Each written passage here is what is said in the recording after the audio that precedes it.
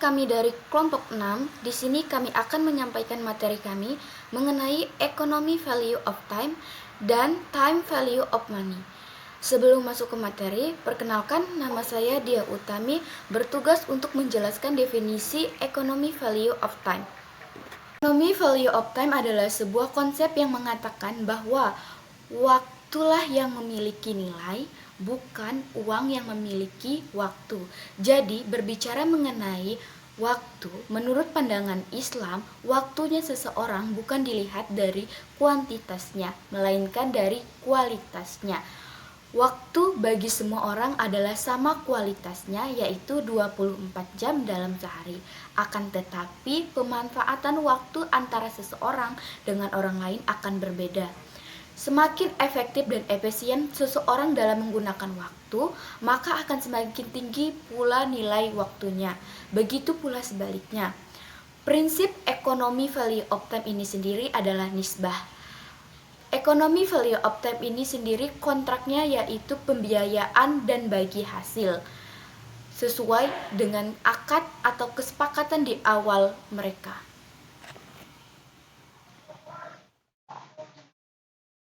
Selanjutnya, saya akan menjelaskan tentang perhitungan value of time pada value of time. Value of time di mana waktu yang bernilai ekonomi. Jadi nilai waktu satu orang dengan orang lain dapat berbeda kualitasnya tergantung pemanfaatan dari waktu tersebut. Kemudian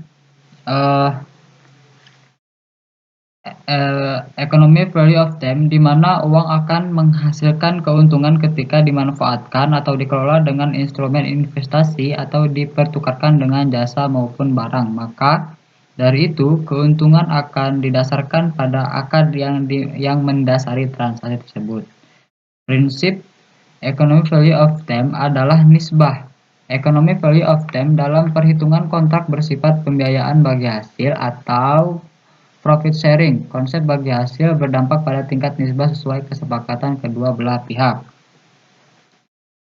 Nah, kita sekarang value of time pada teori campuran. Ada beberapa asumsi. Yang pertama adalah harta harus berputar, tidak boleh diam. Tentu dalam Islam harta tidak boleh dipendam. Yang kedua, semakin berputar maka semakin berkembang. Tentu kita setuju semuanya. Yang ketiga, masa depan tidak pasti hasilnya, bisa positif, negatif, ataupun impas. Return of business bagi masa depan dapat diproyeksikan. Hasil aktual tidak selamanya sama dengan tidak selamanya sama dengan hasil yang diproyeksikan.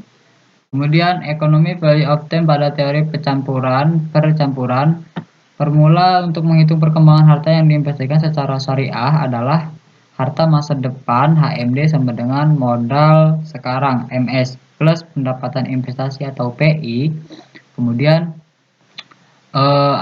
atau HMD sama dengan MS plus PI, di mana pendapatan investasi sama dengan modal syariah dikali velocity modal V dikali nisbah Q kali return investasi R, atau PI sama dengan MS dikali V kali Q kali R. Jadi HMD sama dengan MS plus buka kurung MS kali V kali Q kali R. Kemudian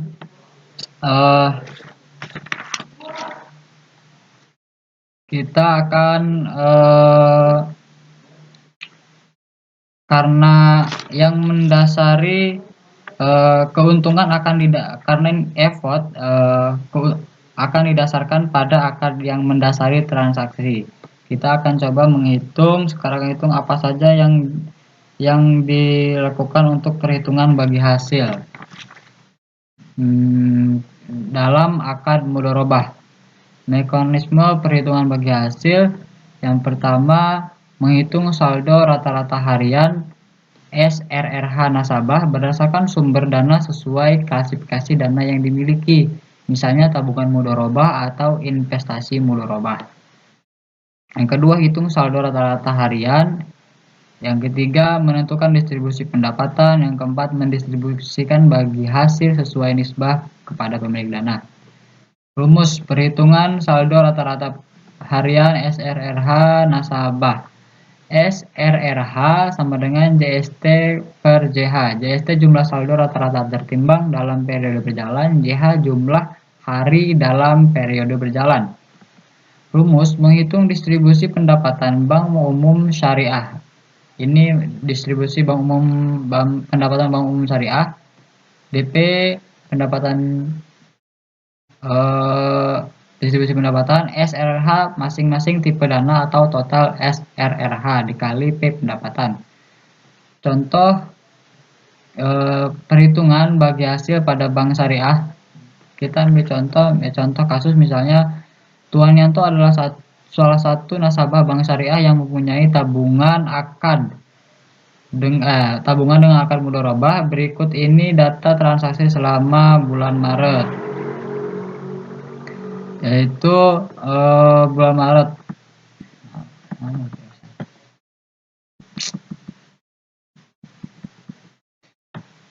Yang pertama di tanggal 6 Maret setoran awal 20 juta, 12 Maret setoran lagi 10 juta, 20 Maret setoran 15 juta, 27 Maret penarikan 30 juta.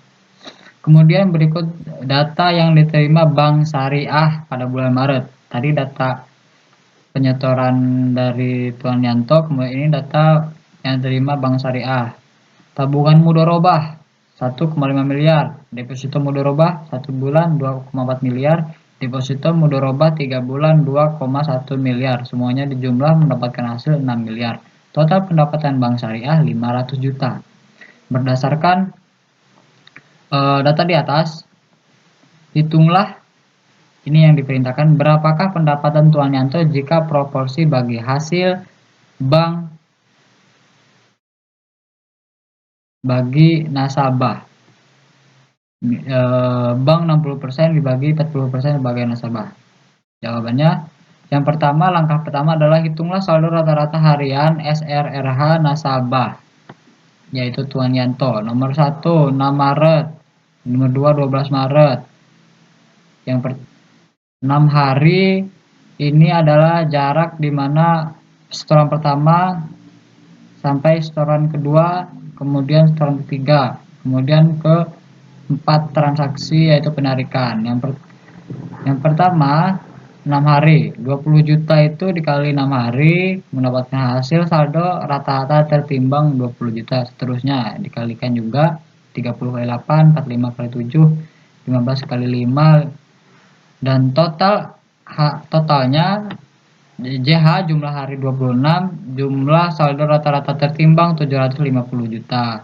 Jadi saldo rata-rata tertimbang Tuan Yanto adalah 750 juta dibagi 26 hari sama dengan 28.846.154. Hitunglah saldo rata-rata harian bank. Saldo rata-rata harian bank yaitu jumlah tadi dari tabungan mudharabah, deposito mudharabah, totalnya 6 miliar.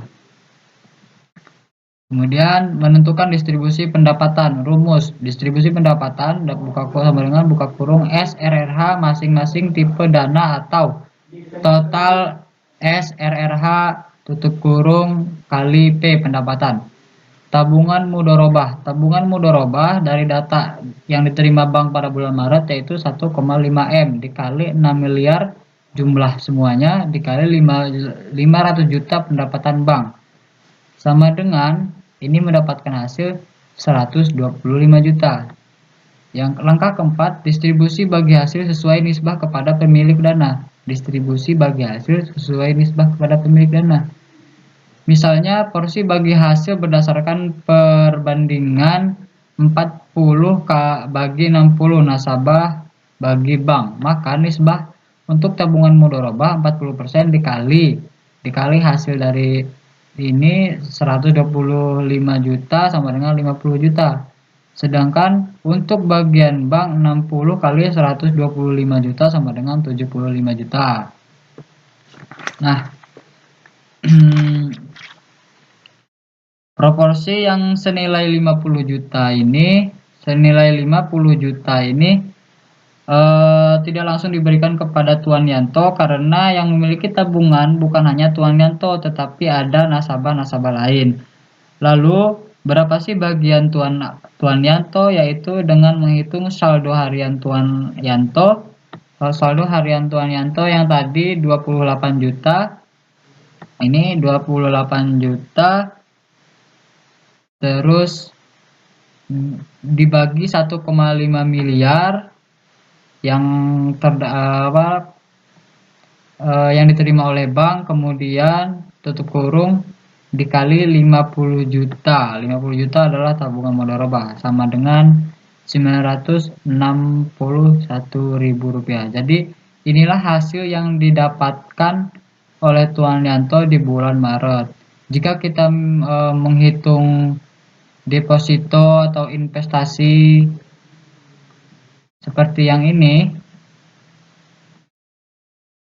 deposito mudharabah juga sama saja hitungannya dengan yang tadi saya jelaskan, hanya beda di angkanya saja. Itulah penjelasan kurang lebihnya. Baik, saya Nabila Afifa ingin melanjutkan presentasi dari teman saya. Selanjutnya mengenai konsep dari time volume of money atau TVM.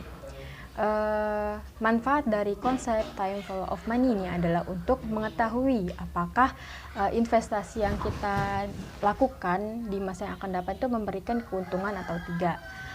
Time volume of money ini berguna untuk menghitung anggaran. Dengan demikian, kita sebagai investor dapat menganalisa apakah yang kita investasikan di masa mendatang dapat memberikan keuntungan atau tidak. Tentunya kita akan lebih menyukai proyek yang memberikan keuntungan setiap tahunnya, dimulai tahun pertama sampai tahun berikutnya.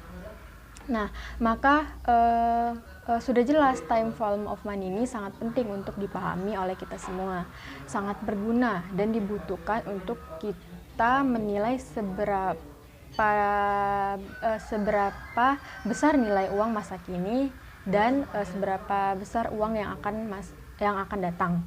Cukup sekian yang bisa saya jelaskan, kurang lebihnya mohon maaf. Terima kasih. Baik, selanjutnya yaitu penyelesaian perhitungan time value of money atau TVOM. Yang pertama adalah future value, nilai yang akan datang, dengan rumus FV sama dengan PV dalam kurung 1 plus I akar N.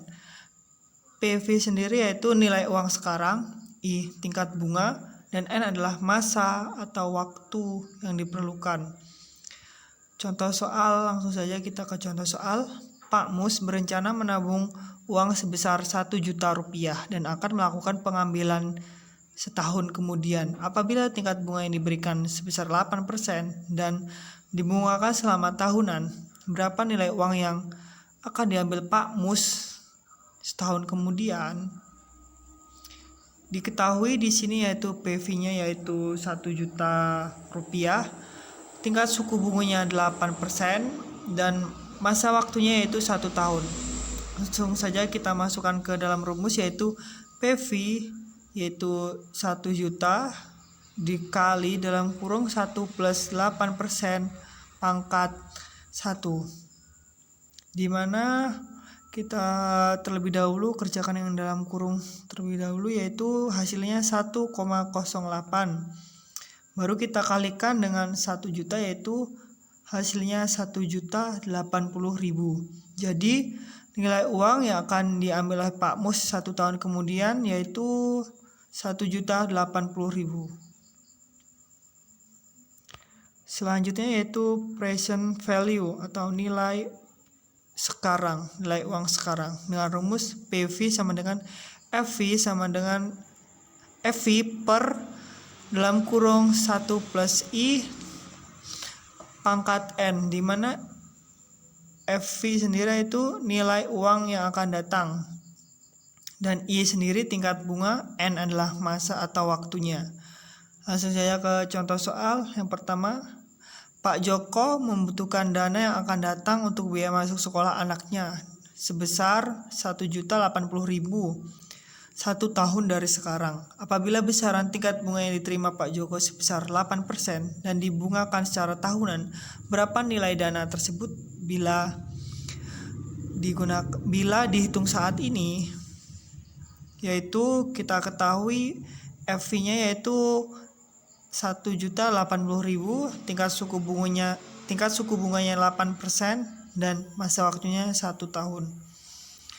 Penyelesaiannya yaitu PV sama dengan FV dibagi dalam kurung 1 plus I pangkat N. Mari kita langsung saja masukkan saja ke rumusnya. 1.080.000 per dalam kurung 1 plus 8% pangkat 1, di mana PV sendiri sama dengan 1.080.000 kita bagi dengan hasil dari yang telah kita jumlahkan, yaitu dalam kurung terlebih dahulu hasilnya yaitu 1,8, dan terakhir langsung kita bagikan 1.080.000 dibagi dengan 1,8, yaitu hasilnya 1 juta. Jadi nilai dana yang dibutuhkan Pak Joko bila dia membutuhkan dana untuk anaknya masuk sekolah adalah senilai 1 juta rupiah. Terima kasih atas perhatiannya. Bila ada salah kata kami mohon maaf, kepada Allah kami mohon ampun. Wassalamualaikum warahmatullahi wabarakatuh.